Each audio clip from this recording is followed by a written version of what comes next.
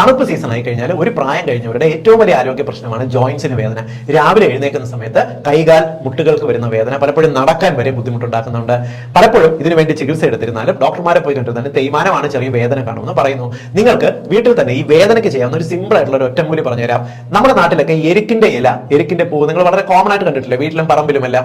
എരിക്കിന്റെ ഇലയും പൂവും നിങ്ങൾ ഒരല്പം 2-3 ഇല എടുത്തിട്ട് ചെറുതായിട്ട് അരിഞ്ഞെടുക്കുകയോ ചതച്ചെടുക്കുകയോ ചെയ്യുക. എന്നിട്ട് നിങ്ങൾ 1-2 ടീസ്പൂൺ വെളിച്ചെണ്ണ ചെറുതായിട്ട് ഗ്യാസിൽ വെച്ചൊന്ന് ചൂടാക്കുക. എന്നിട്ട് അതിനകത്ത് ഈ ചതച്ച ഇലയും പൂവും ചേർക്കുക. ഒരു അല്പസമയം ഇതിനകത്തൊന്ന് ചാലിക്കുക.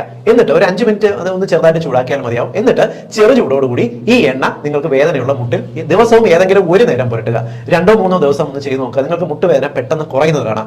ഇത് നിങ്ങൾക്ക് കൈകളിലും കാലുകളിലും ജോയിന്റ്സിന് വരുന്ന വേദന കുറയുന്നതിന് വളരെ ഫലപ്രദമാണ്. അത്യാവശ്യം ഏത് തരത്തിൽ ഇപ്പോഴത്തെ ഈ തണുപ്പ് സമയത്ത് വരുന്ന ജോയിന്റ് സ്റ്റിഫ്നെസ് കുറയുന്നതിന് നല്ലതാണ്. പക്ഷേ ശ്രദ്ധിക്കേണ്ട കാര്യം, നിങ്ങൾക്ക് ഈ എരിക്കിന്റെ അലർജി ഉണ്ടോ എന്ന് അറിയുന്നതിന് ആദ്യം നിങ്ങൾ ഇങ്ങനെ എണ്ണ പ്രിപ്പയർ ചെയ്ത് ചെറുതായിട്ട് ശരീരത്തിന്റെ ഭാഗത്ത് പുരട്ടി നോക്കുക.